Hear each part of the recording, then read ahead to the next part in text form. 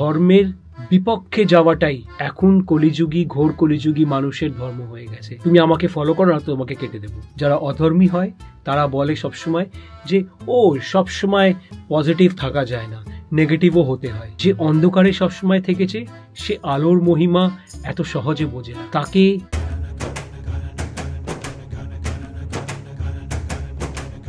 শতযুগী কে, কি, কখন, কেন, কিভাবে, কার, কোথায়, কবে ও কেলেঙ্কারি।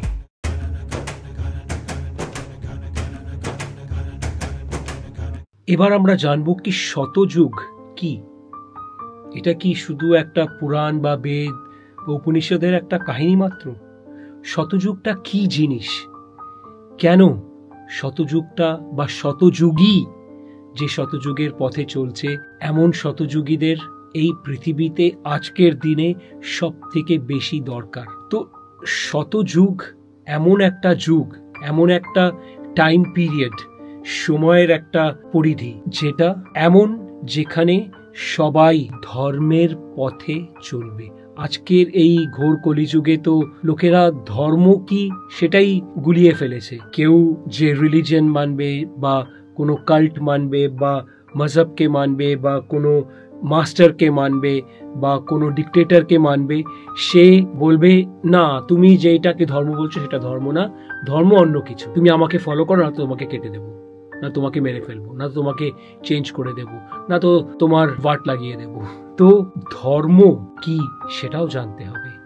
সেটা জানার জন্য অনেক পদ্ধতি আছে, আর কোনো পদ্ধতিতে না হলে তো আমি তো আছি, আর আমার ধর্মজয় গুরুকুলও আছে। ধর্ম যেখানে সবাই ধর্মের পথে চলবে।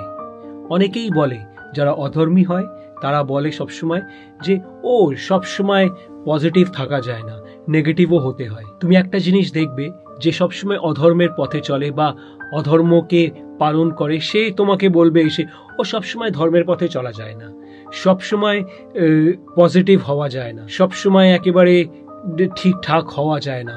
তারপরে সে আবার বড় বড় লেকচারও দেবে যে জঙ্গলে যেই গাছগুলো সব থেকে সোজা হয় তাদের সবসময় কাটা হয়। ধর্মের পথে থাকা মানে গাছ হওয়া না, ধর্মের পথে থাকা মানে সোজা হওয়া না, ধর্মের পথে থাকা মানে অনেক কিছু। সেটাই তো আমাদের গুরুকুলে শেখানো হয়। আজকালকার স্কুলে ধর্ম শেখানো হয় না, অধর্মই বেশিরভাগ শেখানো হয়। আর এটা খালি আমি আমাদের ভারতের কথা বলছি না, পুরো বিশ্বে এমনই। ধর্মের বিপক্ষে যাওয়াটাই এখন কলিযুগী ঘোর কলিযুগী মানুষের ধর্ম হয়ে গেছে, মানুষের রিলিজন হয়ে গেছে, মানুষের মজহব হয়ে গেছে, মানুষের পদ্ধতি হয়ে গেছে, মানুষের স্লেভারি বা গোলামি হয়ে গেছে। শতযুগী শতযুগী কোনো বেদকে ফলো করা বা পুরাণকে ফলো করা বা উপনিষদকে ফলো করা বা পুরোভাবে ফলো করা, কেন এইসবও না।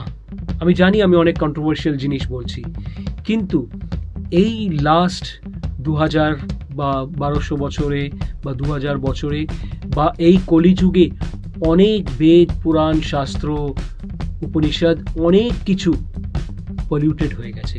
অনেক কিছুর ভেতরে অনেক ভেজাল। লোকেরা নিজের স্বার্থের জন্য, নিজের কলিযুগের প্রতাপে বা নিজের আই এম দ্য বেস্ট করার জন্যে ওটার ভেতরে অনেক মিলাবট করে দিয়েছে, অনেক ওটাকে পলিউট করে দিয়েছে, অনেক ওর ভেতরে ভুল আর অধর্মকে ধর্মের নামে দিয়ে দিয়েছে। তাই জন্য ধর্মকে ঠিকভাবে জানতে হবে। আর বেশিরভাগ যখনই কেউ ধর্মের কথা বলবে সেটাকে প্রশ্ন করবে, যে যা বলবে সেটাকে শুনে নেবে না। আমিও যা বলছি সেটাকে তুমি নিজে জানবে।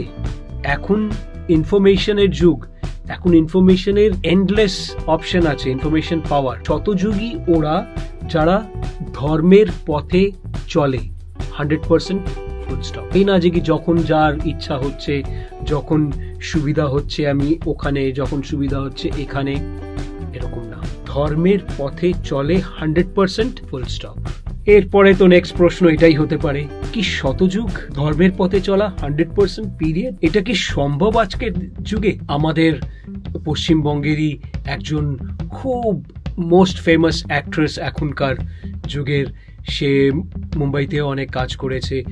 তুমি তো জানো হয়তো যে আমি ফিল্ম ইন্ডাস্ট্রিতে ছিলাম, ফিল্ম ইন্ডাস্ট্রির কাজ আমি ইন্টারন্যাশনালি অ্যাওয়ার্ডেড ফিল্ম মেকার। তো সে আমাকে একটা জিনিস বলেছে, কোরাক, আজকের যুগে চলে না এইসব। যারা ভালো মানুষ হয় তাদের অনেক কষ্ট সহ্য করতে হয়, তাদের অনেক অসুবিধা হতে হয়। সে একজন ঘোর কলিযুগের সেলিব্রিটি, তাহলে সে তো এমন বলতেই পারে, কিন্তু সে ঘোর কলিযুগের সেলিব্রিটি। আমার একটা গান আছে, কলিযুগেতে সেলিব্রিটি থাকে না সত্যবাদী।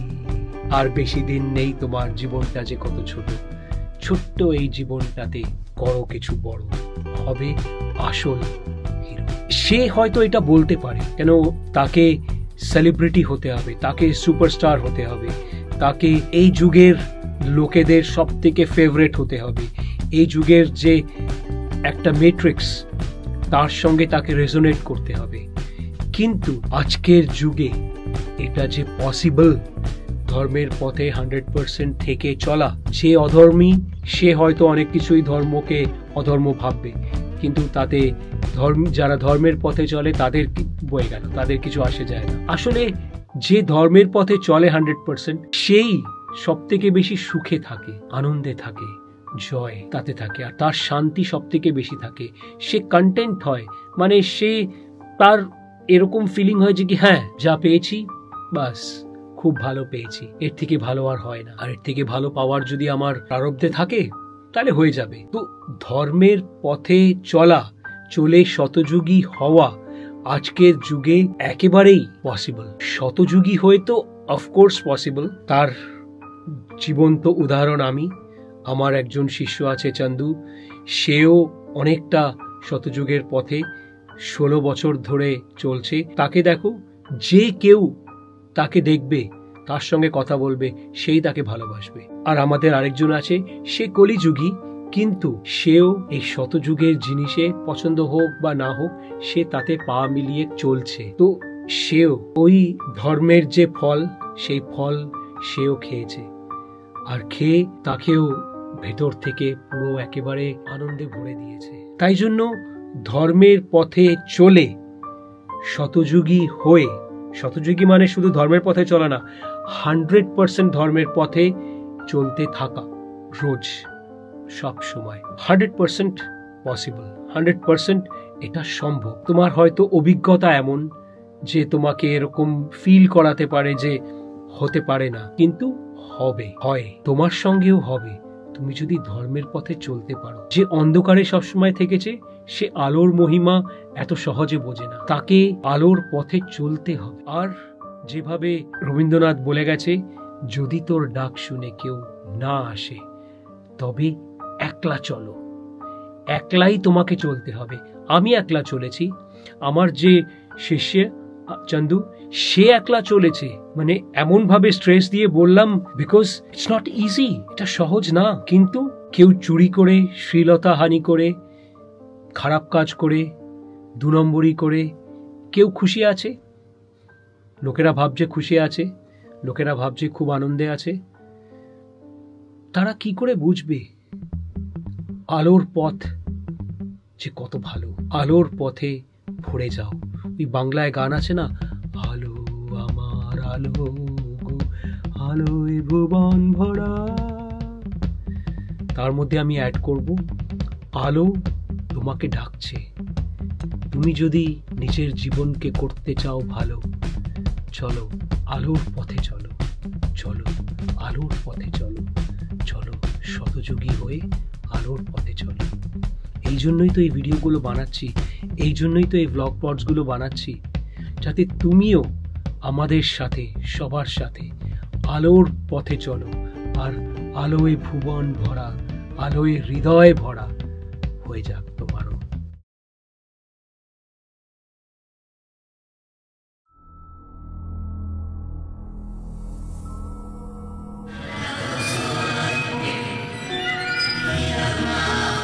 Human, alive, human, dead, finish. Have you been a human being yet?